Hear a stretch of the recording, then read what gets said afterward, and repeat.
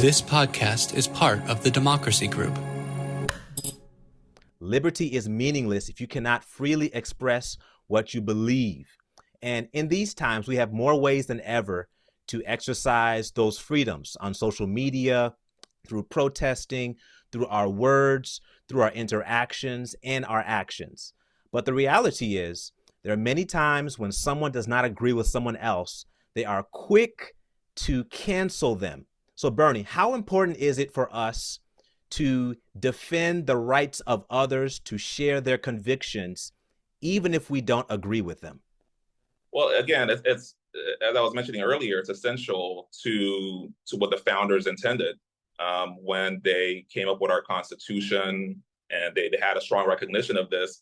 It's important because you cannot have a free and open society if not everyone has a right to say what they want to say. The Village Square, a nervy bunch of liberals and conservatives who believe that disagreement and dialogue make for a good conversation, a good country, and a good time. At the Village Square, we talk about politics, religion, and race. You know, the topics your mom taught you never to discuss in polite company. Listen, at the Village Square, we make pigs fly.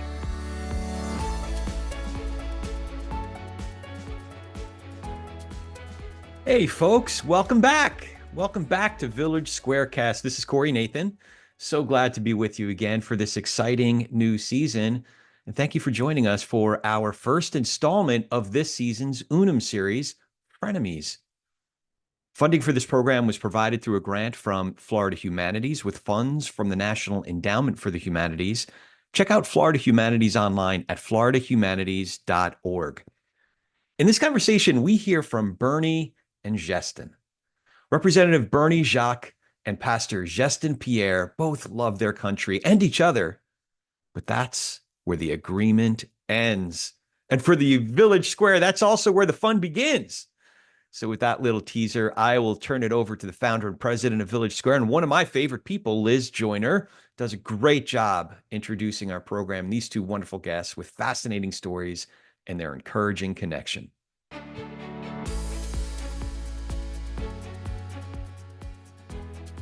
Good evening, everyone. My name is Liz Joyner. I'm founder and president of the Village Square. On behalf of the Village Square and Florida Humanities, we're delighted you've joined us tonight for Frenemies. Berny and Geston both love their country. This program is made possible by funding for Florida Humanities through the National Endowment for the Humanities. It's part of a multi-year series of digital programs, UNUM, Democracy Reignited, presented in partnership with Florida Humanities, exploring the past, present, and future of the American idea as it exists on paper, in the hearts of our people, and as it manifests in our lives. If you are not familiar with the work of NEH and Florida Humanities, we're putting their web addresses in chat. Be sure to check them out. It's now my pleasure to introduce tonight's special guest, two of my favorite humans from all 18 years of our work at the Village Square. This pair has gone to college campuses as a part of our Respect and Rebellion series. They've been to schools ranging from BYU to Berkeley. They're one of our most in-demand pairs. And tonight we are bringing you, drum roll, two Florida men. Geston Pierre is the pastor of New Life Church and a real-life recording artist. Geston is a Florida native, leader, ideator, pastor, aspiring public servant, Democrat, traveler, foodie, salmon snob, and jokester. Berny Jacques is an attorney by profession and a member of the Florida House of Representatives, District 59. Berny is a Haiti native, practicing lawyer, elected state rep, staunch Republican, Florida lover, community leader, aspiring Ralph Lauren polo model, decent golfer, thinker, and talker. Gentlemen, what a joy it is to be with you here tonight. It's a privilege to be here, and good evening to everyone. Thanks for taking time out of your busy schedule to join us. Yeah, great to be on. So I have got two recent news headlines I wanted to share with you from the great state of Florida. The first one is Florida man tries to get alligator drunk, gets bitten. And the second is Florida man arrested while crossing Atlantic Ocean in a hamster wheel. So my first question to you tonight is, did either one of those stories involve either of you? Tell the truth. I won't tell anyone else. No, but I probably have come close to one of those. Can you tell us which one? I'll leave it there. Good call, Bernie. So we are Florida men, but we are not Florida man. So there's a difference. Yeah, you know what? I think there is. That was good. I didn't even give you any warning about that, so that was a good answer. So I'm leaving the real introductions for this evening for Bernie and Geston to do for each other. But after I start with a poll about what Americans think about the angry political environment and about each other. So if we can throw that poll up for a second. And here it goes. Okay. So go ahead and answer the poll questions there. It's anonymous and everything. I'll let you read through them and give you just a second. We could entertain them, Bernie and Geston, with other memorable Florida man stories, although you have to keep in mind that this is a PG rated. When I was trying to find examples, actually, I had a really hard time finding them that I could use because so many of them are just wrong. Yeah. The craziest things happen in Florida. And so I can't think of many Florida man incidents that are PG rated. Seems like it. Somebody finally suggested a reason for Florida man, because I tried to try it out with different states. And they suggested that the reason for that is that a lot of people end up living in Florida, first came here on spring break. And so we're the kind of state that appeals to people who think, wow, I want to do more of that. You think? That could be. Or maybe it's the humidity that affects our behavior. I don't know.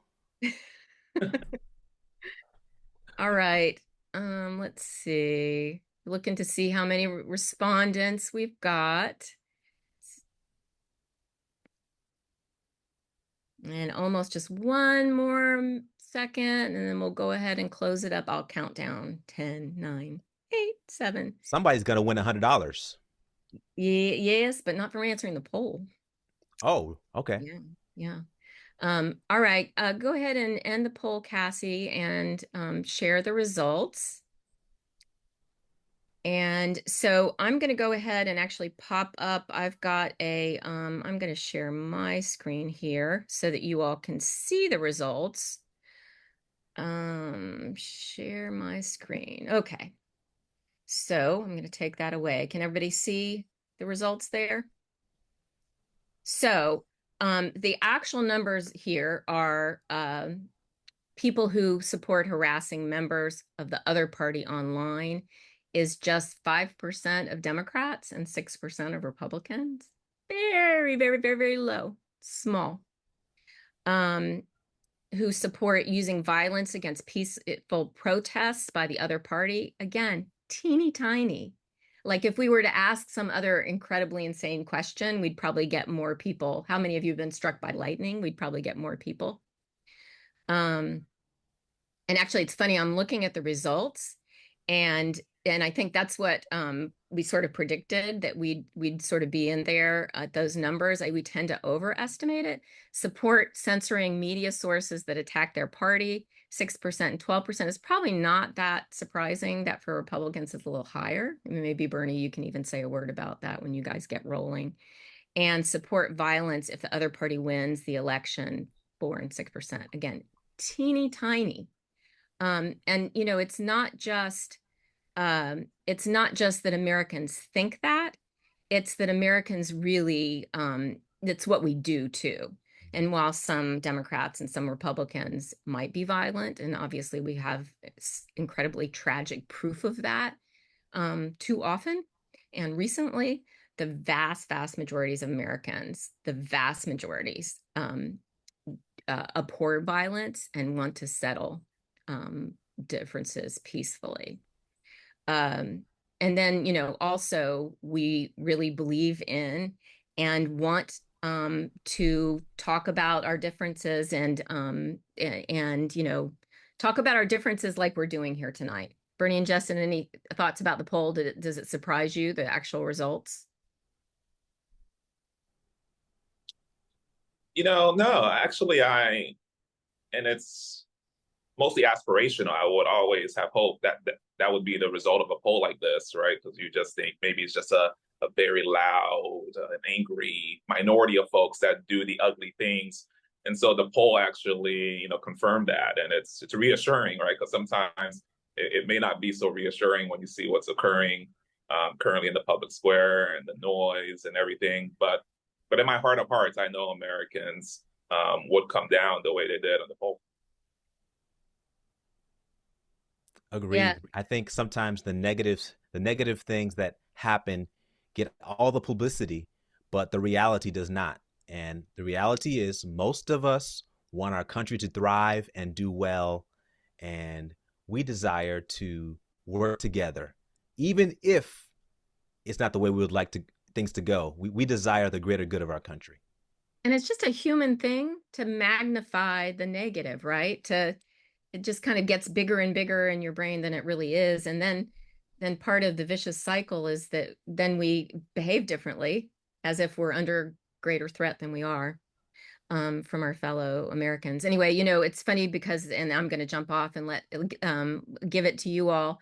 But one of the reasons that we send speaker pairs that we had the idea to begin with onto campus is sort of for the same reason as with every panel we ever have, we ask our panelists who disagree with each other to be a team and to have each other's backs.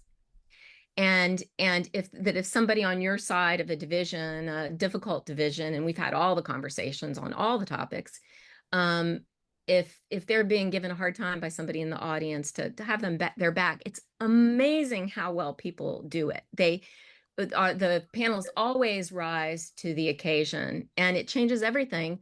With you all going onto campus with each other, it's just natural, right? It's like when people can see that you're friends and that you respect each other, it changes everything. All right, over to you, and I'll join you again when we've got some questions. All right. Well, Berny, go ahead and tell them about me before I tell them about you, and we'll get it popping. All right, let's do it. So my good friend Justin here is a Florida native. And even though he moved away in his adult life, his heart is still here in Florida. He currently serves as the pastor of 2 churches in Virginia and is the husband of 1 wife, father of 1 daughter, and of course, a lifelong Democrat. Justin is what you would call like a silent killer, right? He's a man of few words, but also has great depth and substance. As a musician, minister, and mentor, Justin has always been a man of many interests and talents. So his various successes, from the music industry to faith-based leadership, comes as no surprise to me. He is an all-around nice guy with a good sense of humor. Oh, that was nice of you to say, my friend. Berny was Haiti-born and Florida-bred. He moved to Florida when he was young, and that's where I met him. But through his adult life, he has been privileged to serve as an assistant, I believe, prosecutor and nonprofit executive for the Boys and Girls Club, where he currently serves in Tampa, Florida. And he also has the distinguished pleasure and privilege of serving as the House of Representatives District of 59 in Florida. He's a staunch Republican. He loves the Polo brand. He's a community leader, and he's one of the smartest men I've ever met. I remember back in high school, we had a heated argument, and I just knew he was going to be a politician. He told me back in high school that he will be the governor of Florida. I believed him then, and I still believe him now. He's a great leader, and I'm proud of his accomplishments. And so that's a little bit about us, but we want to talk about freedom of speech. That First Amendment. So, Berny, what's your take on freedom of speech? Well, freedom of speech is essential. I mean, it's the reason why it's part of the First Amendment in the Bill of Rights, right? The founders knew that this would be a very important right to preserve, a right that comes from our creator, and government is simply there to protect it. And if you look at the way this country was founded, it's because, you know, a lot of patriots wanted to make sure their voice was heard. And they knew that it was so important, right? Because they had their different, you know, press outlets and so forth, getting the word out for the movement, for the revolutionary movement.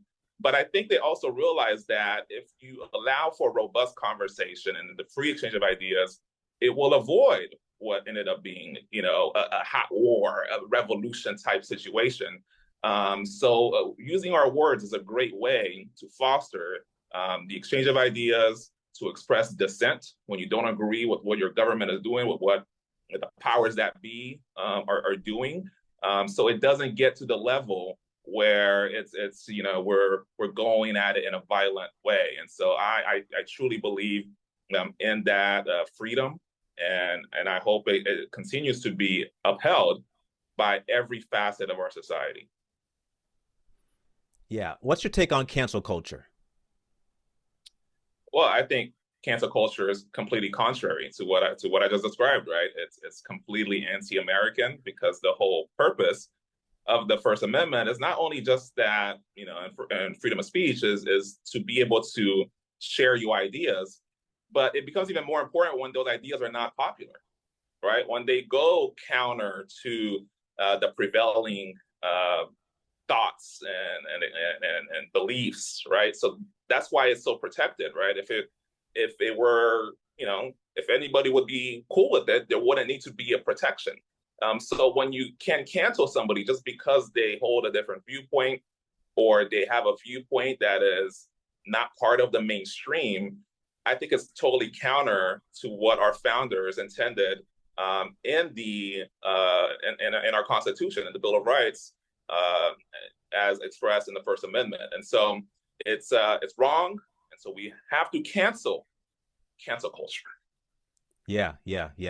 And I was so excited I got ahead of myself. We're going to jump back to our origin stories and how you and I came to the different perspectives that we have. So I'll start by sharing mine. So I was born in Florida. I grew up in a Haitian household. Both of my parents come from Haiti. And in the 1980s, about 40,000 Haitian immigrants migrated to America in search of a better life. And my parents were one of those people. My mother flew to America. My father took a boat. It was a risky and dangerous journey. And they actually met here in America many years later and got married and had my sister and I. But they were faith-filled parents who instilled in my siblings God, family, education, treating others with respect. So those foundational values I grew up with. They sacrificed so my sister and I could go to the best schools and to have opportunities that they could not have. I graduated from an HBCU in Alabama with a bachelor's in religion. I then moved to Michigan to pursue a master's of divinity, to study to become a minister. I took a hiatus to compete on a reality TV show called The Sing Off on NBC. And then I began to tour the world and travel before I returned to pastoring in 2013. So I returned to my home state in Florida, began pastoring, and unfortunately, the congregation where I was serving was not ready to receive a chocolate man as their pastor. And I had lots of issues and challenges, but I did my best to serve.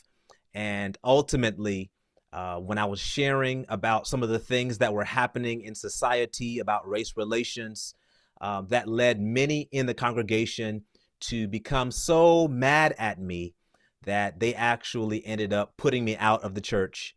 And I found out that, listen, my time was up. I had to pack and leave. So I ended up going to California, Oakland, California, to continue to serve and lead there. And I ended up back on the East Coast in New Jersey. And now I currently pastor in Virginia as the pastor of two churches. And so I'm passionate about social justice and how America has treated people systemically and how it continues to respond to immigrants and other people. And I'm also passionate about empowering others to leverage their influence to make a difference, regardless of their background, socioeconomic status, whatever labels we can place on them. I want to empower other people to be the person that God created them to be. And so that's how I came to my liberal leaning. And so, Bernie, can you share your perspective, your upbringing, and how you grew into conservatism? Absolutely. So, as it was mentioned in the introduction, my family and I, we came to this country, from Haiti, my family fleeing political persecution in the early 90s. And when we settled here in Florida, I literally had the fortune of having a front row seat to the American dream. And what I mean by that is, when we first came, my parents immediately instilled in my brothers and I that in this country, if you work hard, you play by the rules, and most importantly, have faith in God, all things are possible. And I saw that example, and they lived it out. And these are folks that came here expecting nothing for free and accepting nothing for free. They immediately got to work, working multiple jobs each in places like the packing houses of Immokalee, Florida, convenience stores, grocery stores, fast food chains, you name it. And eventually they would save up little by little. And I would see the progression as a young kid from living with my uncle. We would live with my uncle and my aunt and cousin. And then from there, we moved to our own home. It was a mobile home, a trailer. Nothing glamorous about it, but it was our own. And so even as a kid, I could see that was a progression. The thing didn't even have air conditioning, as I recall. And from there, we went on to live in an apartment in Immokalee, Florida. Again, nothing glamorous, but at least, there was working air conditioning. And then from there to a duplex in East Naples. And then my parents eventually bought their first home, the same home where they live today. And all that happened within 6 years of coming into the country, right? So it just goes to show you that this is truly an exceptional place. This is truly the land of freedom and opportunity, that can be done in such a short period of time. All the while, they were investing in themselves. They were going to school at night, getting certifications. My mom eventually became a certified nurse assistant, a CNA, where she currently still works. 20 plus years running, and working with the elderly. My dad would go to school at night, eventually earning his associate's degree. Then he earned his bachelor's degree, and now he's an educator, has been for a long time, at a high school in Naples, Florida. And in the same lifetime, they got to see one of their sons not only also graduate from college, but he graduated from law school, served as an assistant state attorney, went on to be appointed by a Governor DeSantis, to serve on the Judicial Nominating Commission, where I helped a governor select judges. And then they found themselves just 2 years ago on the House floor, in the chamber of the Florida House of Representatives, seeing that same son take the oath of office to represent the people of House District 59 in the Florida legislature. Where else can this thing happen, right? There's not a lot of places in this world where that trajectory can happen in such a short period of time, in one lifetime. And it's a testament to how great our country is.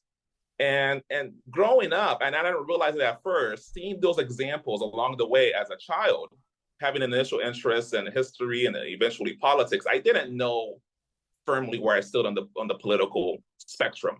But I think those experiences informed me to be more conservative minded, because I saw my parents, they were very kind of pull yourself up by the bootstraps people, right? They weren't making excuses. They weren't saying, woe is me. They didn't tell my brothers and I that we were victims. They didn't say we were downtrodden. They were saying, this is America's a land of opportunity. Just keep your head down and do the right things. Respect the laws, work hard, do all those things, and you can achieve. And so it came to be when I was in high school, I would always debate. This was AP American History. I would always debate with my teacher, Coach Garvey. He was also a coach on the football team. And we would go back and forth. And he was a man of the left. And I would always somehow take the position of the conservatives. I didn't know I was doing it. I just thought it made more sense. And he would always say, okay, here he goes again, Bernie the Republican, Bernie the conservative. And you know what? This was in 11th grade. And I said, if this is what they believe, then so be it. And I never looked back.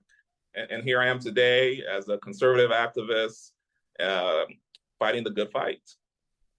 Yeah. And so you and I completely disagree on politics. And we have those disagreements as kids. Yeah, we had a lot of arguments. But one of the things I've always believed is that even if someone does not believe what I believe, I can still respect them and I can still listen to them. So back to this freedom of speech thing, Frederick Douglass had a quote that said, "Liberty is meaningless where the right to utter one's thoughts and opinions has ceased to exist." Liberty is meaningless if you cannot freely express what you believe. And in these times, we have more ways than ever to exercise those freedoms on social media, through protesting, through our words, through our interactions and our actions.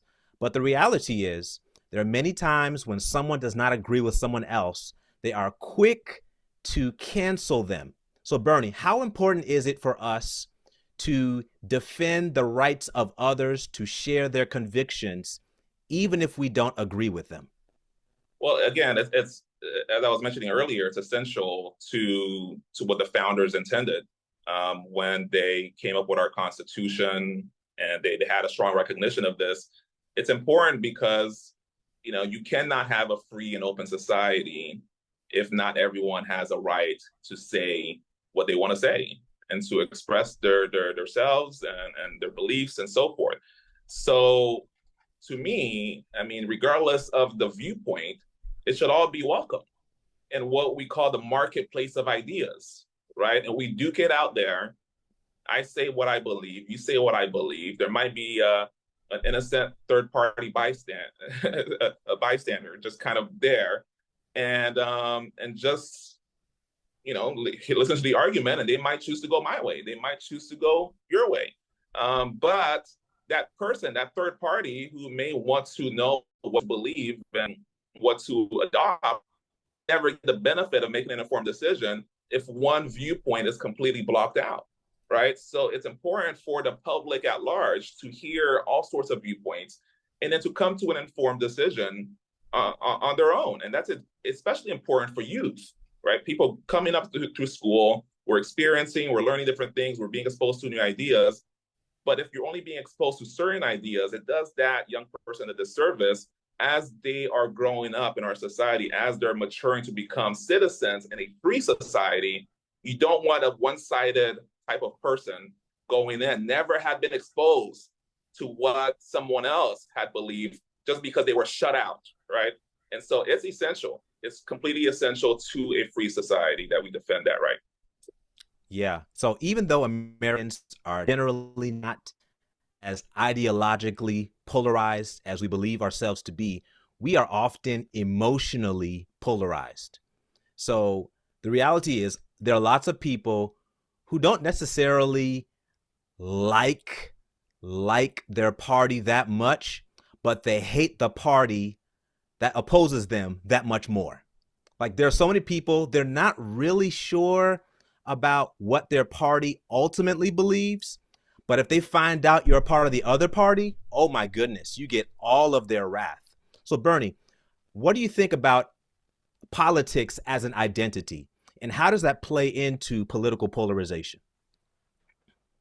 Well, look, I'm obviously in politics. I serve in public office. I am a strong believer, in the Republican Party, as it's the party that represents conservative viewpoints. And so to me, it very much is a part of my identity. And the reason being, for me, I alluded to this a little bit earlier.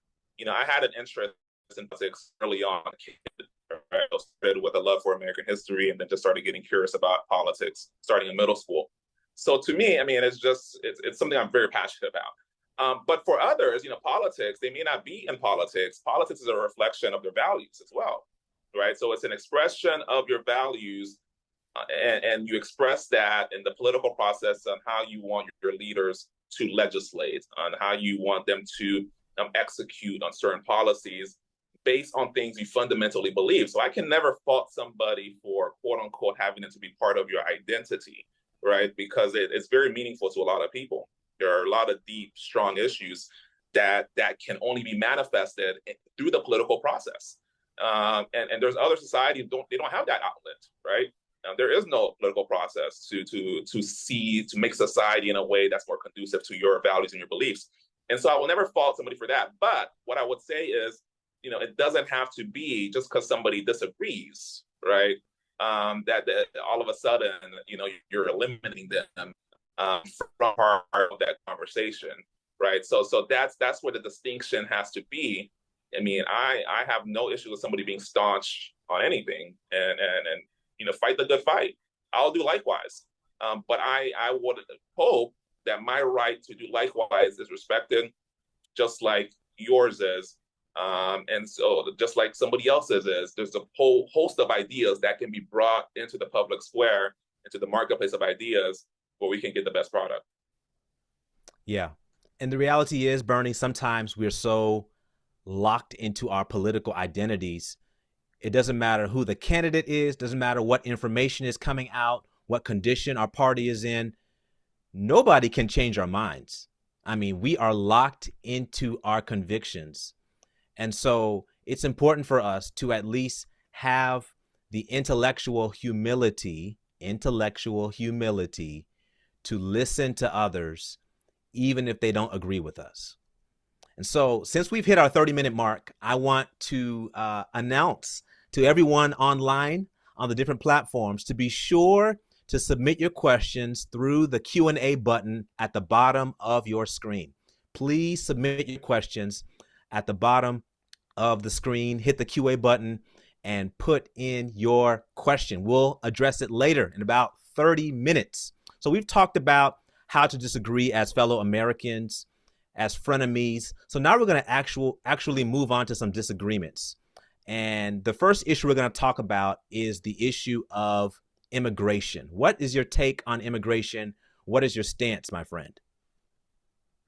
Look, the state of our country right now is very much, focused on this issue of immigration. And my views is simply this: there's a right way and there's a wrong way, right? And even so, illegal is wrong.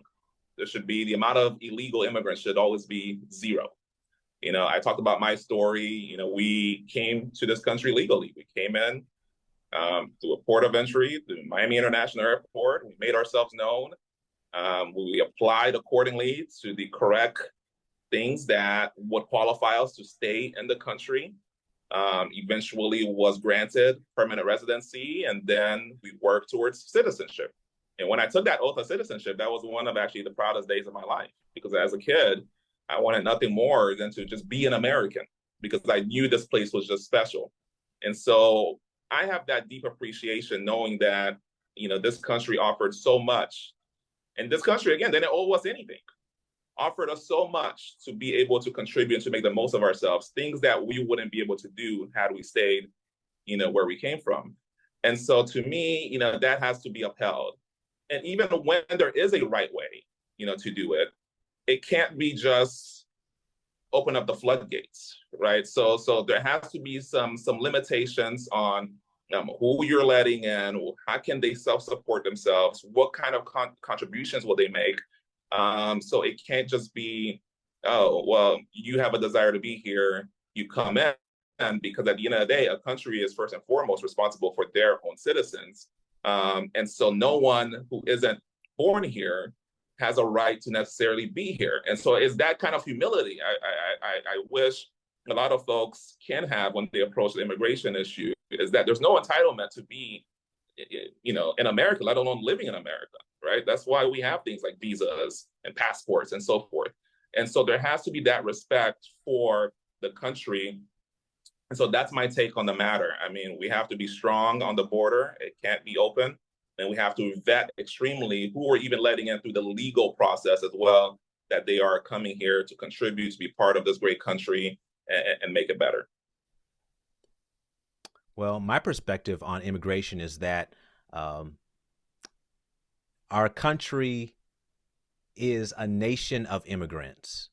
And so the air we breathe, the soil we stand on, it truly American. It became American.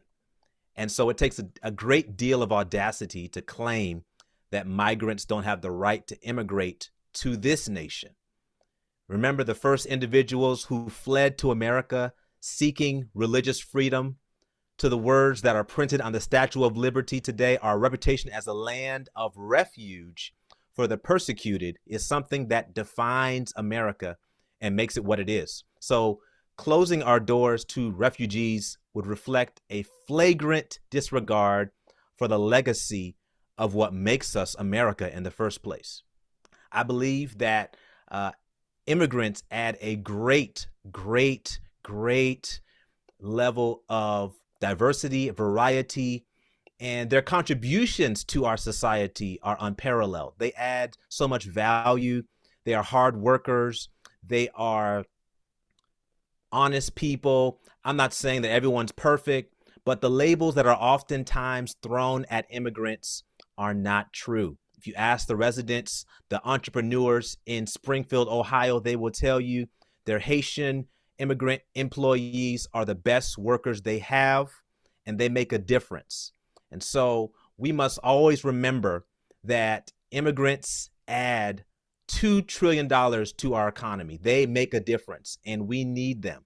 I believe they're an asset to our country and not a liability. And so I don't see them as a threat. I see them as people who belong to us. And I understand the idea of not allowing everyone to come into your house. But the reality is this house did not start out as ours. We took it and it became ours. And so we have to have that humility to acknowledge that a lot of the political rhetoric that goes around immigration is oftentimes gaslighting and creating a issue or agenda or narrative that is not necessarily true, which was evident in the most recent presidential debate. And so I believe that immigrants are a special part of our country. They matter. I pay close attention to what God says about something. So how God talks about immigrants, that ought to be something that we remember, that God values them as humans, and we should treat them human, not dehumanize or disrespect them just because they come from a different place. So that's where I stand on immigration. Go ahead, Bernie. Yeah, look, no one's telling anybody to dehumanize anyone, right? But to, espouse the viewpoint that they have a right to be in America, that an immigrant has a right to be here is totally false. And to compare it to the initial settlers, right? These people who settled this land seeking religious freedom, it wasn't a country, right? They settled here and then they formed a country, United States of America. Every country has a right to control their borders and to decide who comes in and out. And I'm glad you brought up the point of into our house, right? And that's a great analogy because I think a lot of people who have a philosophical agreement with, say, open borders or mass migration wouldn't apply the same beliefs in their own house, right? So if it's not good for you in your individual life, and why would it be good for a nation? Here's an example. So say, in a hypothetical, there's a family, mom, dad, 3 kids, and there's a large number of people who are in need, and that home has provisions. I mean, does that family not have the right to vet who they're gonna let into and live in that home? And they have to vet for a number of reasons, right? We all would vet who we would allow to live with us, to be roommates with us, right? We would want to know what kind of backgrounds they have. Will they cause us harm? Will they be able to contribute to maybe to the rent, maybe to the light bill or something? And is there enough resources to go around? And so if we did the same thing that our country is doing, I mean, it certainly would cause issues in our own home, right? You bring in some people in who you don't know their full backgrounds, and maybe they're gonna cause harm to a family member. Maybe there's not enough resources to go around, but then you're giving them extra resources. You're giving them an allowance, and your kid is now getting less allowance. Your kid's getting less snacks because you're giving it to this person that you're helping, all these people, and you didn't have the capacity to do it. That's going to cause some resentment, right, to the people you're first responsible for, which is your family members. And that's what countries are. That's what nations are. Nations aren't just, land masses. They're a collection of people who expect their government to put them first. And so if you have a situation with mass migration, it doesn't matter where they're from. And then there's a lot of them, and then it's causing actual American citizens to get the short end of the stick. Is the same analogy as if we opened up our homes to people that we can't even fully take care of, but then we give them more than the people we are responsible for. That is going to cause resentment and division, and rightfully so.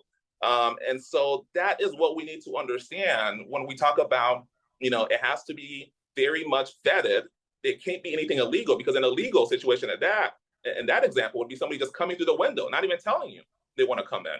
I'm just talking about even just the legal process. You still have to do extreme vetting, and none of them had a right to be in your home initially. So if you let them in, it makes perfect sense to say, hey, you're going to come in, you're going to work, you're going to contribute to the light bill, you're going to contribute, to the groceries and so forth. And here's an X amount of time when you have to stand on your own 2 feet to go off on your own. But to let everybody in, especially when you have other people to take care of, no one would do that in their own individual lives. So why should a nation do that on a national perspective? Well, I hear your point, Bernie, but I believe that there's enough room in the American House and resources to accommodate those who are looking for a better life, those who are seeking asylum, seeking refuge from their current conditions wherever they call home. So I don't subscribe to the idea that immigrants take away from us. Immigrants add to us. They don't take away from us. And so the idea that we have less because they are here, I don't subscribe to that notion. But I do hear what you're saying, Bernie, and I do not hope that everyone here, just anybody to come into their own personal house. But when it comes to America, we are a nation of immigrants, and we have laws that are in place to deal with those who are seeking asylum from their homes to find a better life here in America. Well, look, yeah. So we can't overgeneralize as well. Not every immigrant here is adding, right? So I follow a Twitter page, formerly known as Twitter. It's X now. I believe it's migrant crime. And there are situations where you have illegal aliens committing crimes here in our nation. And the tragedy of that, and as former prosecutor, this is an area that I'm very passionate about, public safety. The tragedy of something like that occurring is that it has because of the victims. And I happen to serve with one of these victims, an angel mom, Representative Michael. She lost her son to an illegal alien who broke our traffic laws, and now she's without her son. But the agony of that is that it's a preventable death, because had we done our job, that person wouldn't have been in the country in the first place, right? Had we been serious about our borders and vetting these people, if they're illegal, shouldn't have been in here in the first place. So I get all sorts of people commit crimes, but there's something extra upsetting to know, wait, that person wasn't even supposed to be here, but because of our broken immigration laws and our broken border, they were allowed to be in, and now we're losing our own citizens. That's happening on a weekly basis, and I encourage you to follow that page. So to just completely generalize that every immigrant adds and doesn't subtract, I think is wrong. That's why vetting is extremely important, because any kind of immigration, first and foremost, the purpose has to be, I think, to benefit the host country. And if there's not an addition, like you're talking about, to our host, to our country as citizens, then I don't see what would be a priority, right? And it's good. Sometimes it works well for the immigrant themselves. But every nation has to look out for their own interests. I don't fault any of the other countries in the world to look out for their own citizens. That's who we take the oath for, right? As an elected official, I take the oath for my constituents, Americans, and we have to advance the interests of our own constituents. over those who aren't. I mean, and that's just a fact of life. And so the vetting has to be very important to know who's coming in, whether they will be adding, and the illegal has to be completely zeroed out because we don't want people committing harm when they shouldn't have been here in the first place. All right. So we'll disagree on that topic, but we got to go to the next one, Bernie. The next topic is the Second Amendment and gun control. So what is your take on the Second Amendment and gun rights? Well, we opened up our conversation talking about freedom of speech, which is, of course, in the First Amendment.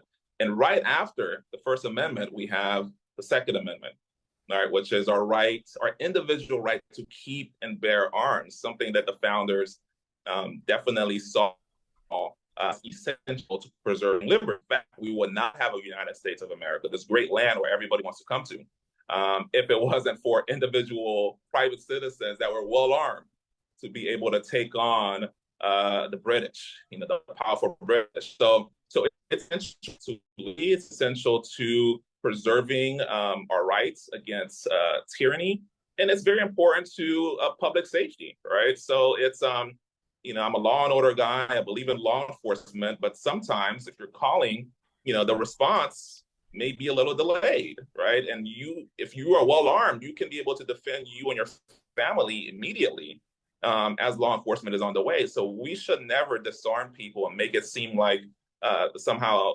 exercising your Second Amendment rights, which is, again, and one of the inalienable rights that is endowed to us by our Creator. It is wrong to disarm people and to make them feel ashamed to be exercising such an essential right that actually gave birth to this great nation of ours. Yeah, so I want to start off by reading this statement from 1791. A well-regulated militia being necessary to the security of a free state, the right of the people to keep and bear arms shall not be infringed.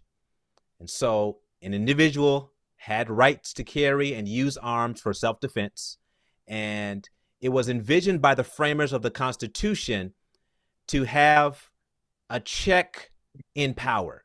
Think about it. The Second Amendment provides people with the last coup de grace that would enable the states to thwart and oppose the general government. So basically, it makes every citizen a soldier and every soldier a citizen. I'll say that one more time. The Second Amendment makes every citizen a soldier and every soldier a citizen.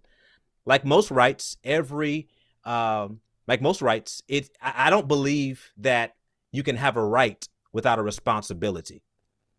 And so a lot of folks believe that the Second Amendment means that you can have limitless weapons, whatever you want to do. It's your right. It should be your practice. But I think that regulation, there's a place for regulation even within gun rights. I think controls are necessary for societies to exist and thrive. We're a nation of laws. And I think that if we were to regulate gun usage and laws more, we could perhaps see less mass shootings, less school shootings, less shootings in the public square. Because the reality is AR-15s and assault weapons, they should have no place in the civilians' gun cabinetry. That's my opinion. I hear what the Second Amendment says, but I believe that you can still have amendment rights with regulation. These assault rifles can do lots of damage in a little amount of time with minimum effort. I think they cause so much harm. They have continually wreaked havoc in our schools, churches, in the public square. And I don't think that, let's say if someone has a gun, assault rifle, they enjoy using it for sport or as a hobby, I get it. But to me personally, it boils down to preference versus purpose. Like, what's more important? Everyone having the right to have whatever they want to have, or us preserving lives and ensuring that we at least have some safeguards so that the most lethal of all weapons can at least be regulated and not allowed in everyone's cabinetry. So that's where I stand. I believe that there's a place for these amendment rights to be upheld even while they're being regulated. Well, my friend, we disagree. So the AR-15 is the most popular rifle used by Americans across the land, law-abiding Americans, I might add. And so when you disarm these law-abiding Americans, it doesn't help anything, right? And so I've heard a great quote that if you outlaw guns, only the outlaws will have guns. And what that means is gun control really puts law-abiding people at a disadvantage. The criminals, the crooks, the people who are out to do evil are not going to care about your laws. That's why they're criminals. And so why should we put law-abiding Americans at a disadvantage to exercise a right that is enshrined in our Bill of Rights, in our US Constitution, when the madman down the street, the criminal down the street will still be armed to be able to harm you? You should be able to protect your family and yourself with the same level of firepower as intended by the founding fathers. And I will point to the fact that, you know, the notion that gun control will make us safer has been proven to be incorrect, right? Because if that were the case, the city of Chicago, which has some of the most stringent gun control rules, in fact, all the way to the fact where they have to go to the U.S. Supreme Court to determine things that are coming out of Chicago because they clamp down on an individual's rights to keep and bear arms. But yet Chicago is one of the most dangerous cities when it comes to gun violence. Why is that? It just goes to show you it's not about the gun. It's about the depraved individual that would use a gun to commit harm. And so, this notion that we have to control and disarm is wrong. It puts law-abiding people at a disadvantage. And the people like the ones in Chicago, where there are strong gun laws, will continue to harm us, and we will have no defense. To me, we cannot go down that route. All right, Bernie, we got to move along. So let's talk about the presidential election. So less than an hour after Joe Biden's decision to step aside for the Democrats to rally around Kamala Harris as their party's presidential nominee. What are your thoughts right now as to where we are and where we're headed? Well, it's important, to see the example that you noted, that, a party that says, democracy is on the line, democracy this, democracy that, did a very non-democratic thing by removing, pressuring the guy out who actually got the delegates through a democratic process, and then exalted VP Harris, who no one voted for, to be the nominee. So it's a little rich to hear some of the campaign spin about, they're for democracy. So the state of the race is going to be interesting. It's going to come down to the wire, I think, with if President Biden had remained the nominee, I think this would be in the bag a long time ago. And so there's a reason why they pushed him out, right? The record of success is very lacking, in my opinion. And it was going to show, on the campaign trail. And so actions were taken to remove him. And I'm still confident in our nominee, Donald J. Trump, to be victorious. He's got a proven record of success in his 4 years as president. And when you compare it to what has happened under the Biden-Harris administration, so everything that's happening now can be associated with her, right? She's part of the administration. She's talking about lowering cost of living, doing this and that. She's currently in office. She can do these things now. And so I truly believe the American people, as long as all sides have to be heard, free exchange of ideas, debates, rallies, and so forth. Everybody should be able to pitch to the voters their idea and their vision. And I think when the American voters or swing voters hear those competing visions that are allowed to be in this public square, this marketplace of ideas, I think they will go towards the direction of Donald J. Trump. Okay. Well, I just want to state that Kamala Harris, aspires to be the first woman to hold the country's top office, and her campaign has re-energized the liberal voters and has galvanized over 671 million in donations over the past 2 months.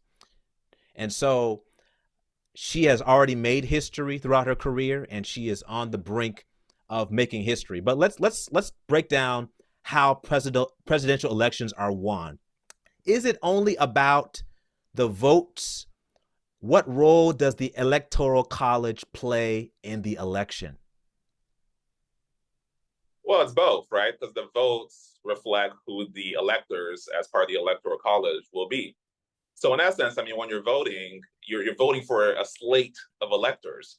So if you're voting for Donald Trump, you're voting for a slate of electors that have pledged to Donald J. Trump. If you're voting for Kamala Harris, you're voting for a slate of delegates and electors that are going to be voting for Harris. And so, of course, it gets a little more nuanced than that, but those agreements are pretty much binding. And so, even though it's not technically a direct election, you're voting for the electors that will elect the candidates of your choice. And so it's still important to get out there, to make your voice heard, to cast those ballots, and because the people who will be going in the respective states to cast the official ballot for president will reflect the people that you voted for. Yeah. So the election is several weeks away, and just recently we saw another headline that stopped all of us in our tracks to see that a presidential candidate was there was an attempt to commit harm to Donald Trump on his own golf course. And a lot of folks are, jumping to conclusions and saying this is the reason why that happened.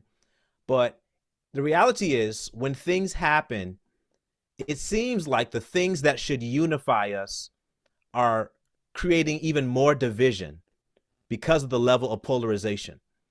Now, I heard President Biden say, in America, we resolve our differences peacefully at the ballot box and not at the end of a gun, because violence solves nothing.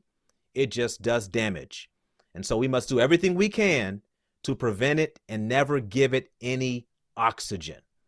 And so I was shocked to see that. But the reality is that there are people who feel so passionately about what they believe that they are willing to commit harm to presidential candidates, and even presidents not new to. We've seen in the past presidents have been killed while in office. But what is your take on what happened this week in Florida?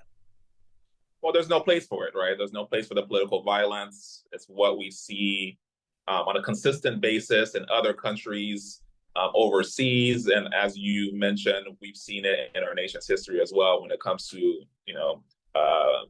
people who have been president. Now, the rhetoric, that some can attribute to this, should not be overlooked as well, right? I made the reference earlier that the Biden-Harris administration, their campaigns talk a lot about democracy. But when you say things like Donald Trump is a threat to democracy, or we got to put him in the bullseye, and those type of things, I mean, those type of charged words, don't help the situation, certainly, right? When it comes to having a productive dialogue, because there are deranged individuals who will believe that Donald Trump is somehow going to be some kind of dictator and roll over all of your rights and so forth. And if he's as evil as some people are saying he is, it doesn't take that much of a level of derangement to take matters into your own hands in the extreme ways that we've seen. So what occurred just recently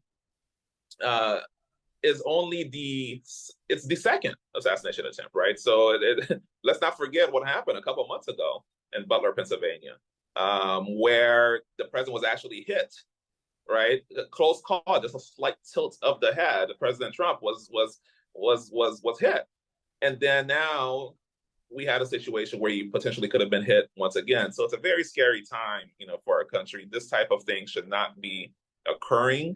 There has to be, again, that's what the First Amendment is for, right?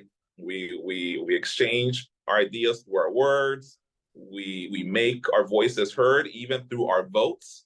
But to start trying to assassinate one another is totally uncalled for. And I hope we see the end of this for some time to come, and that we can just get back to engaging on the ideas and not having to think you have to dodge a bullet just for putting yourself forward for office. Yeah, and I know that the Secret Service will also do its investigation and see what they can do.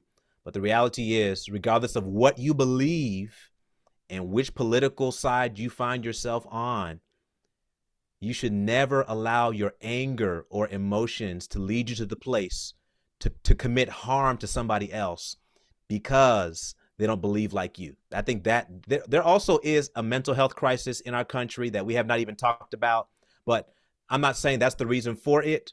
But the reality is there is a level of anxiety, a level of anger, a level of polarization that people feel like if we don't get things in check, we may be on the brink of another civil war. Do you believe so, Bernie? Are things that bad that we might have to worry about heading towards another civil war in our own country? Well, I certainly hope this is not the case and that it's not where we're headed. Certainly, it's not academic, it's not theoretical. That has happened before, in this country, right? So we know there's a we're capable of engaging in a civil war because it's been done before. So that shouldn't be taken lightly, and that's why allowing the free exchange of ideas avoids those type of things. That's why making sure that every citizen in this greatest country on God's green earth knows that their viewpoints matter, that there's value and how they express themselves politically. Because if they don't feel there's an outlet, right? If folks feel like their backs are up against the wall, that I'm just shut out, you become marginalized, and you're like, no one's listening to my viewpoints, my candidates are getting censored, either through big tech or the powers that be, it can make people feel very upset and angry. I'm not saying it's going to come to the point of a civil war, but it doesn't help, right? That level of agitation will rise and people feel they can't freely communicate when they disagree, and us giving them the grace of allowing them to disagree in the public square. You don't have to take it. You don't have to agree, but let people express themselves and have a free exchange of ideas in every sector of our society. Well, we're going to bring back out Liz Joyner from the Village Square to facilitate our Q&A because a lot of folks have been asking questions, and we look forward to engaging with you all. Thank you for hanging around with us. Every time I get to hang out with the two of you, I remember why I want you to meet every single American, and then we'll be good, right? You just have to go on a national tour, meet all 330 million of them, hang out with them a little while. So I've got this theory of the case, and I'm curious if you agree with me, and then I'll turn to some audience questions. We've got a lot of great ones.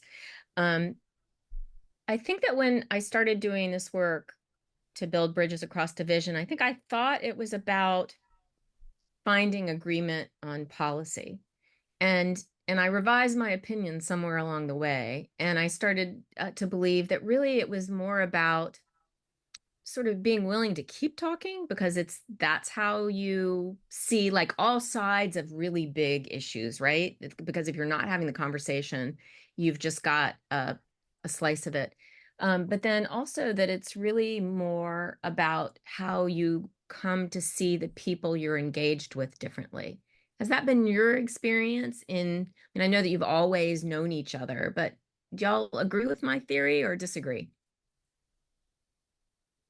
Yeah, I think you're right. And the relationship that Justin and I have, childhood friends, grew up in the same church. And so it helps to have that existing relationship and knowing just as children, we would have these kind of debates and conversations, that he's coming at it from a good faith place, right? So that familiarity, we're genuine friends, that helps foster that conversation. And even though, our minds aren't being changed necessarily, I can respect, where he's coming from because I know he's operating in good faith. And so I think what you're doing here is very important, because even if people don't come to agree, they can at least know where somebody is coming from. and be more understanding. And so I think you're right. That's been my experience, and just having open dialogue. And I know I'm different because I'm very, like I said, since I was a kid, I've been interested in politics and read a lot on it and so forth. So I'm pretty entrenched, in my views, right? And so, but what I gain and what I value is that I do learn things, from these conversations. But that being said, don't discount the fact that there are some people who aren't really sure where they stand. And so they might be able to be persuaded one way or another just by listening to conversations or engaging in them. And we have to be able to allow them to genuinely engage and not feel afraid that they're just going to be dismissed if they express something that might be deemed unpopular, right? It does a disservice to them because they might have come around and agreed to your position, but they just wanted to give their 2 cents. But if people feel like they're going to be shut out, that's never going to happen. And there might never be any kind of agreement, or at the very least, know where somebody is coming from. So that's, it's interesting that I think I didn't completely understand. My politics are center left. And I think before I started, I didn't understand how difficult we've made it for conservatives to be part of the conversation in the public square. And so sometimes I think that my biggest job is to make sure that, that people feel welcome, that they feel like they won't be, they're welcome with all the things they bring, including, like we started early with our God Squad. Yes, you can bring your faith into the public square. And I have a lot of empathy now for how it feels, kind of looking at the conversations through the eyes of conservatives. And I think it's part of what's brought us to where we are, which means that I want as many conservatives in the public square as possible. Yeah, Justin, and I think it's important for people to be willing and open to be stretched and to get out of your comfort zone, because you need patience to do this work, to engage with the other side. You need patience, intellectual humility, and a willingness to listen. And so, yes, lean into those opportunities. Don't run away. So questions, I love this. So I've got 2 questions, 2 audience members. Part 1 is from Anthony. When did you all first realize you had very different points of view? So like, I want to hear about, the 8-year-old Berny and Geston conversation. And then from Diane, did your family dynamics have anything to do with your abilities to remain friends, even with fundamental disagreements? Were they also people who could see a bigger, deeper picture? Yeah. So, going back to those early conversations, it's very different, right? Because this was like middle school, so you don't really know, what you're talking about, right? So, you might have an idea, but you just know you're arguing. And so, but as I mature, I become more sure in what I believe and can provide, more, more of a basis for why I got to certain conclusions. But I would say when I really realized that is just seeing. So we both, left Naples. We went our different ways. Justin to Oakwood and HBCU in Alabama. I went to another same denomination Christian school over in the Washington D.C. area. And then following each other, staying in touch online, you could tell he had some different beliefs. Right? This is we're different. So you start seeing it more and more. But then we have the existing friendship. We will come back in the summers, hang out, go to the movies, beach, different church group type things. But you could tell as we came into our own, we're becoming more, sure in our beliefs, and it was different. Regarding the family dynamic, yes, I think that helped. Growing up again in the same church, families both of us were involved in the church as well, and so there's a lot of goodwill there. Having that. That pre-existing relationship that was family based as well. Yeah, I think that having that level of community has made a difference in our relationship, because, when you think about our differences and how much we disagree and how often we disagree, I've just come to the conclusion and realization that no matter how often or how long Berny is wrong, do you hear me? No matter how long Berny is wrong, I will never cancel him. There you have it, Berny. You will always be my friend. Thank you, sir. Well, as Bernie gets bigger and bigger jobs in politics, you're going to have to hire him at some point in time, right? He'll be like your. I don't know. I don't know, Liz. I don't know. I'm going to be watching. Oh my gosh. So is there anything you just can't talk about? Like, have you hit a wall on something that's just like, yeah, we're done? No, for me, I think there's no untouchable topic, but I do believe that there's a time and place for any topic. So you have to kind of use your wisdom. It's not always the best time to troll Bernie. Like the day that Trump was on his golf course and someone tried to, you know, commit a crime and hurt him. I didn't text Bernie that day and troll him and say, "Oh, what do you think about?" I know Bernie's in shock. I know he's probably, hurting, frustrated, angry.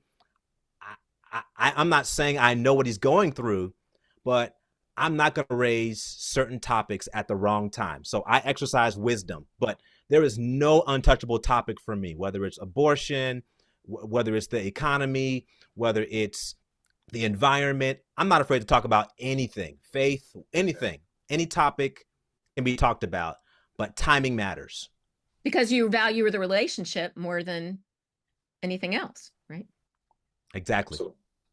Absolutely. Yeah, no, we've gotten into some really, sticky topics, even following the summer of unrest of 2020, and the issues of race were coming up, BLM. I know we've touched on it in previous segments when we've done this sort of thing. But I mean, we have very different views on that when it comes to things like systemic racism and so forth.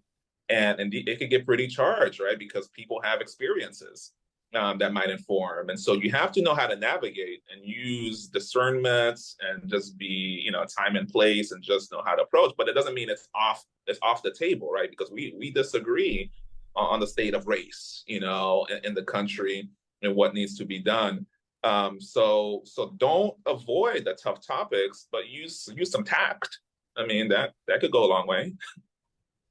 Yeah, so you two both know Dr. Jacob Hess, who's my political opposite. We've done a lot of projects together. And I'm a DC native. And so on January 6th, I kind of sat there and watched it and just wept. One person called me all day long, one person, and that was Jacob. And he called me to see if I was okay. He knew how much this was hurting my heart, and he shared it was hurting his too. And it's like once you have experiences like that with someone, it changes everything, right? Our political differences, which don't really change, mine and Jacob's, are about the 20th most important thing about our relationship. And, I worry we don't have enough relationships like yours and ours.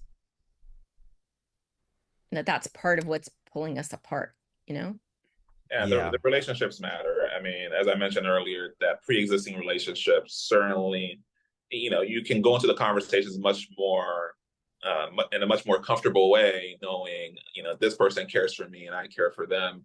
And so I challenge people to just, be friends first, or just even not friends, just get to know somebody on a different level as well.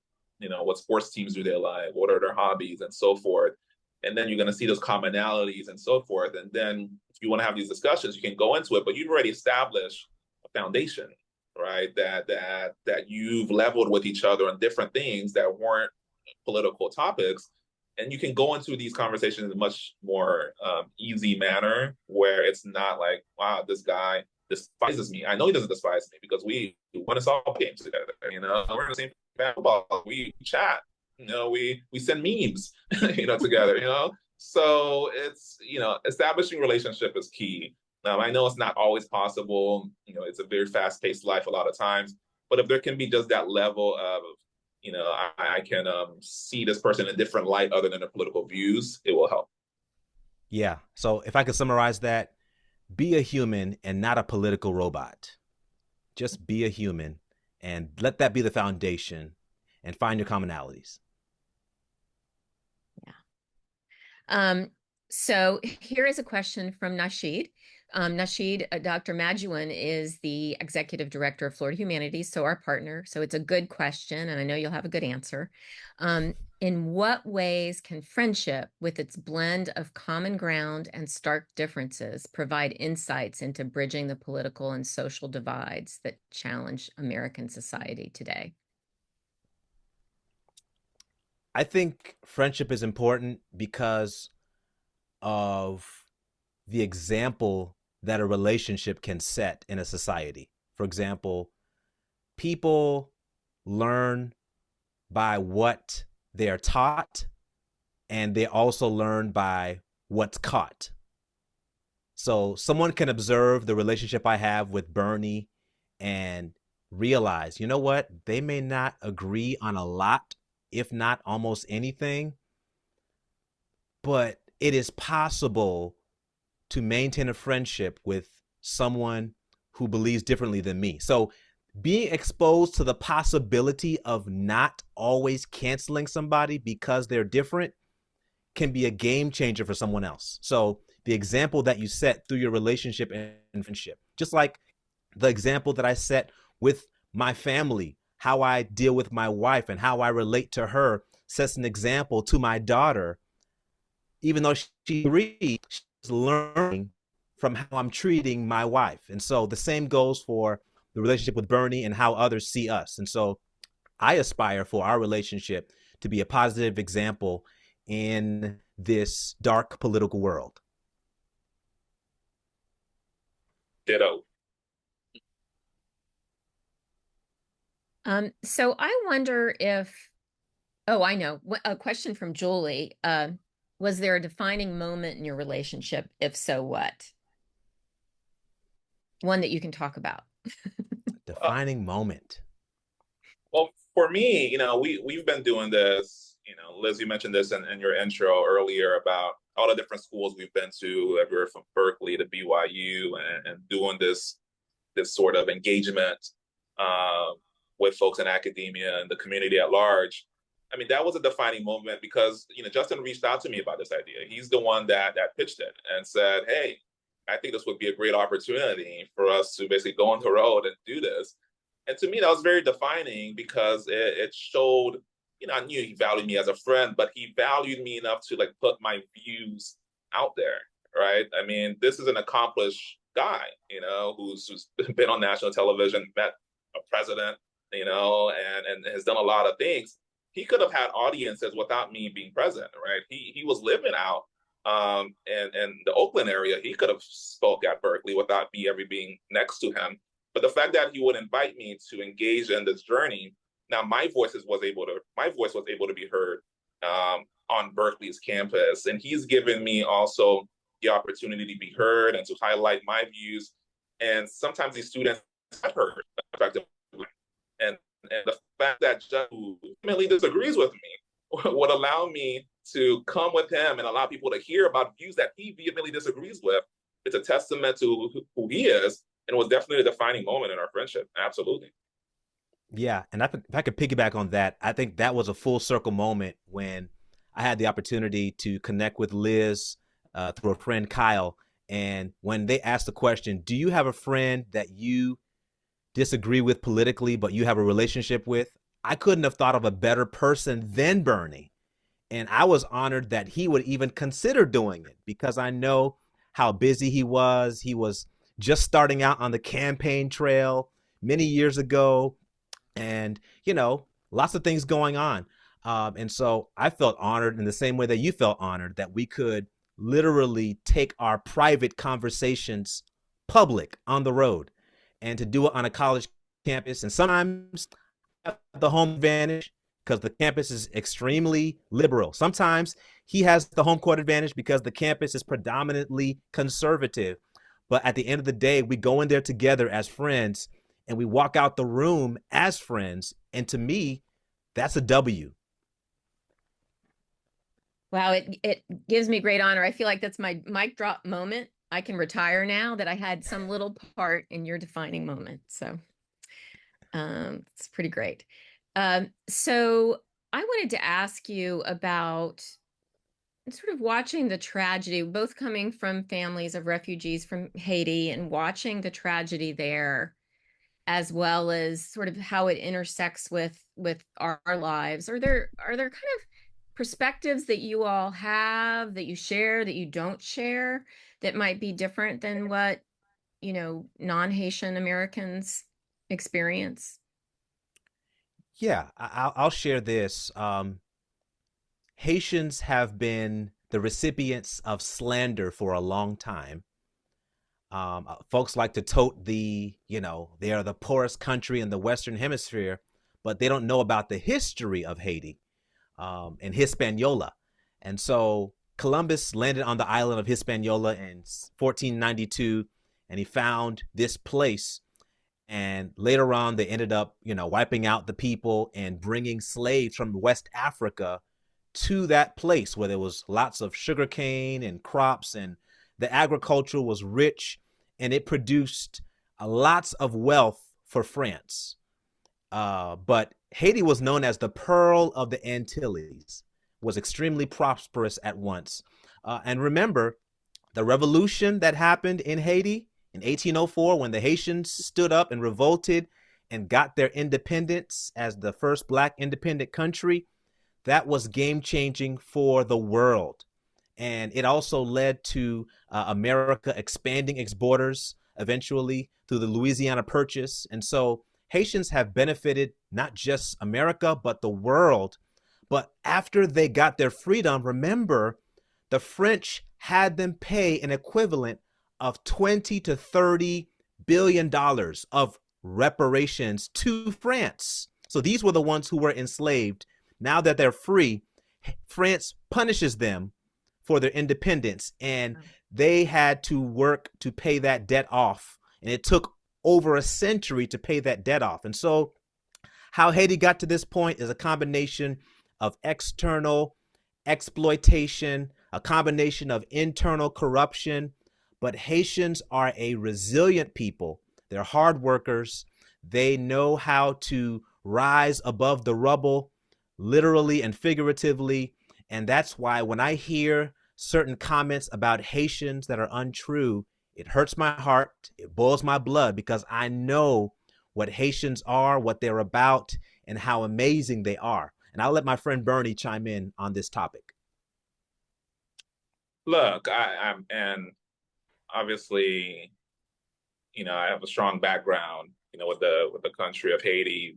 But, moving here as a young child, I don't pretend to be an expert in Haiti as well. And so, and my focus since growing up in Florida has, like I said, is to be an American. When I took that oath, that's been my focus here.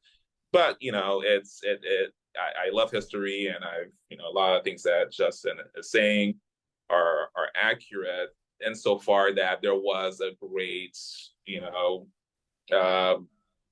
history of independence and so forth.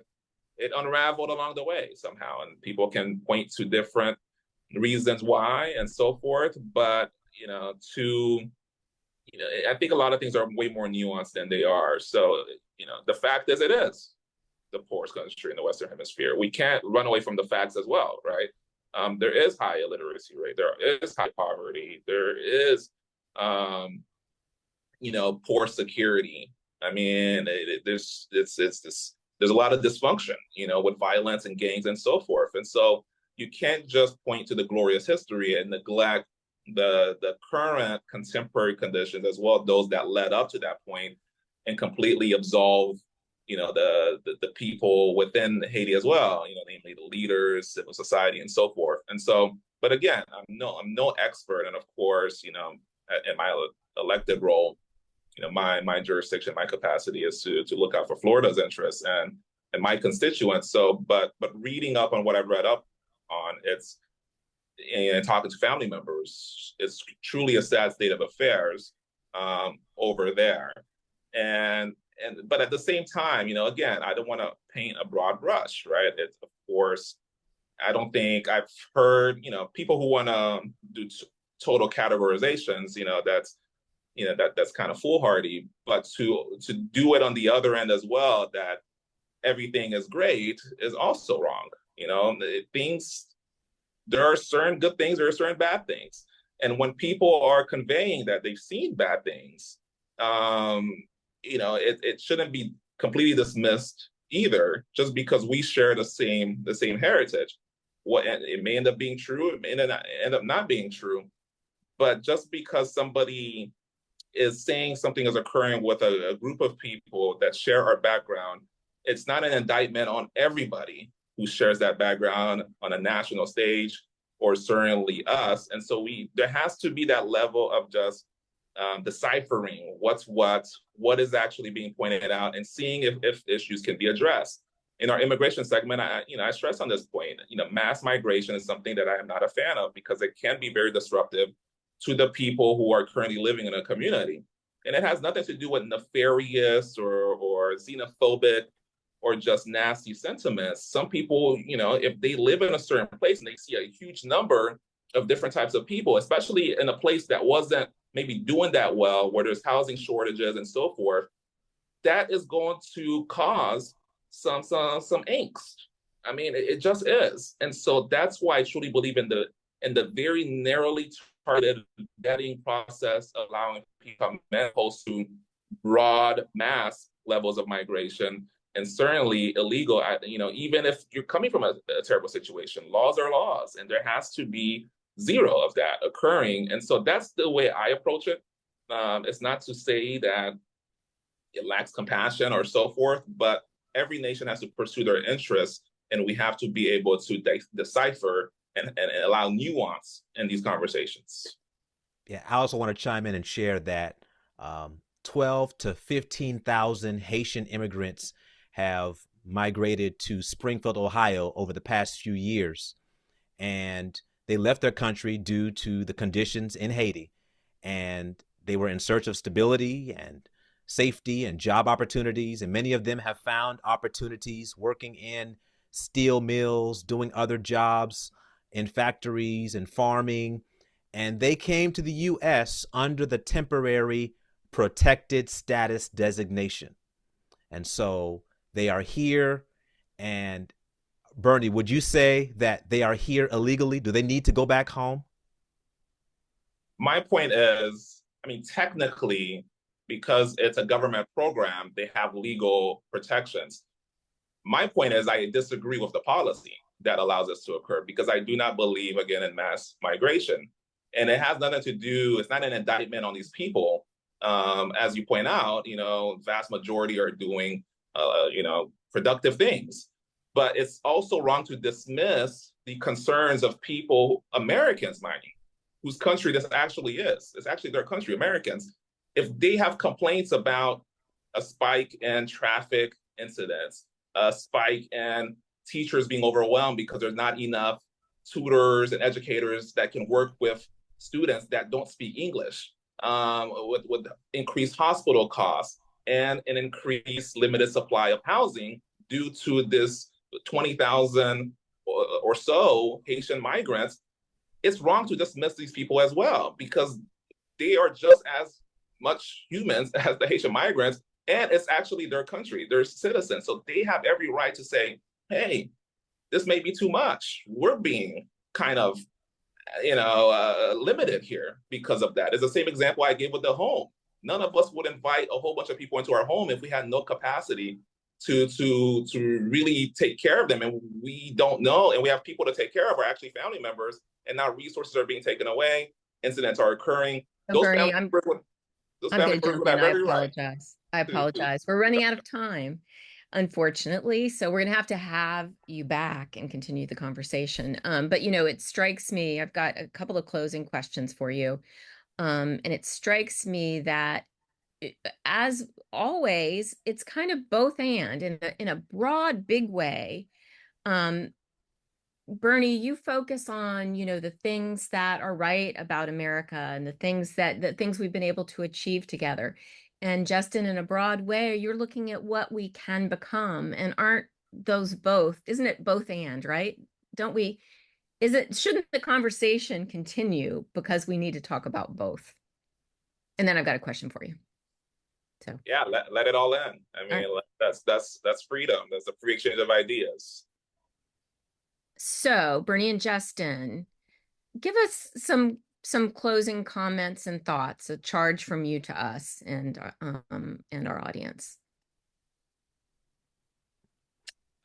So I would say just have meaningful relationships, engage with each other, and don't make somebody feel dismissed just because they have a different viewpoint that may be unpopular and so forth. Allow different voices to be heard.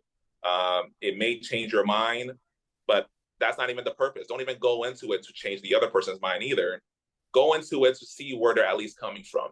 And a good way to do that is just to ask why. If you hear something that's triggering, quote unquote, just collect yourself and say, why do you believe that? And then if you do that exercise, it will be so insightful as to where people are coming from. And it will be beneficial to all parties concerned, even if you still don't agree with them. But now you know why. You're like, okay, that makes sense. They actually had an experience. That's how they grew up.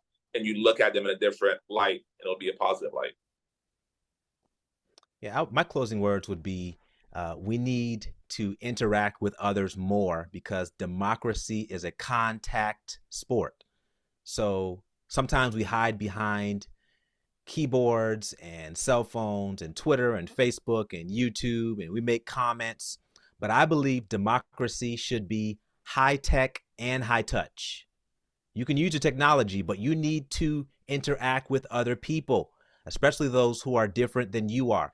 And so you need to get out into your community, whether you are a part of a community garden, whether you play ping pong in a league, or you bowl, or you play basketball. Cultivate relationships with those who are around you, because remember, democracy is a contact sport and it should be high tech and high touch. So stop hiding behind your keyboards and get involved in your community, because democracy is at stake. Right? Touch some grass, be part of the world. And that's actually one thing I learned from a conservative friend is maybe we should have less that's about politics. Go play some pickleball. And anything you want to, any last thoughts or anything that gives you hope that you want to share before we say goodnight? Well, I just want to thank everybody who tuned in this evening, and thank you, Liz. You're truly doing yeoman's work in regards to this space. And hopefully this can spark additional conversations and additional relationships that will allow us to have an even more thriving nation. Yeah, one thing that gives me hope is there's currently a female candidate for the president of the United States of America. And so that's hopeful for me. And one of the things that I've noticed is at the last session, there was legislation that was passed that was bipartisan. So it's a reminder that even if it is not broadly broadcasted or highlighted or shared, that there are people working together across the lines, behind the scenes, trying to make our country better for everybody. And that's hopeful to me, that it's not all gloom and doom, that we can work together for the greater good of our nation.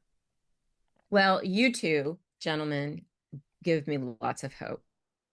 And thank you so much for being with us tonight. On behalf of Florida Humanities and the Village Square and the rest of our streaming partners, we'd like to thank you for joining us. Good night, everyone. Good night, Bernie and Geston. Take care. Thank you.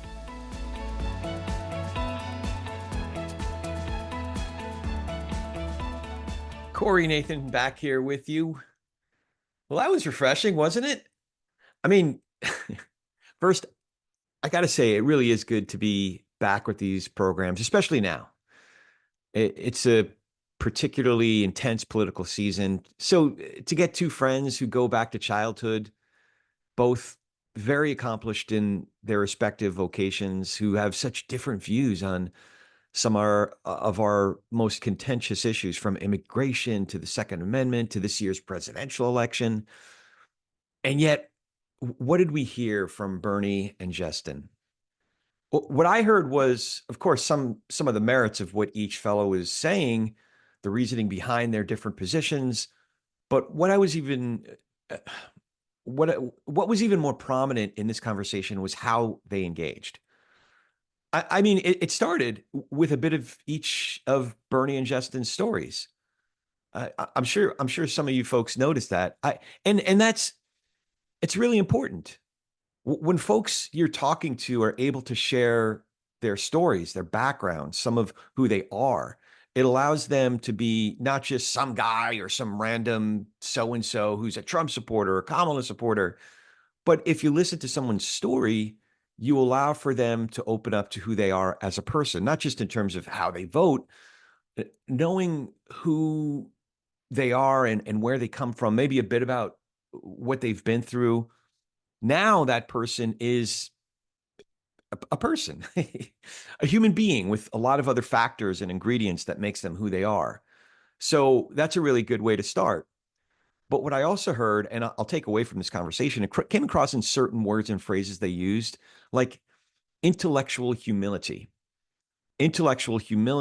to listen, even if not especially when we disagree. Intellectual humility was one. I also noticed how many times the word respect seemed to come up. Respect. And I don't know if this is even something Berny and Geston were conscious about, but respect is clearly something they both value. So that word and the idea of respecting each other was sprinkled throughout the entire conversation. There were other times when Geston would start a response with something like, I hear your point, Bernie, or simply, I hear you. So that's important too. It acknowledges that you're not just waiting for the other person to run out of breath so you can jump in and get your zinger in. It's taking a beat to acknowledge what the other person said, and even in just a small way to acknowledge them and affirm that you're listening. A couple other things that stood out for me was the notion that when we enter into these conversations, it might be good to check in with ourselves, meaning check in with what our own agenda is. Is it to throw some sharp elbows? Is it to try to convince someone they're wrong, show them the error of their ways? Or is it to be able to better understand the person you're talking to? If we go in primarily seeking to understand, as opposed to arguing with somebody, it's funny, it's ironic actually how much more winsome we can be.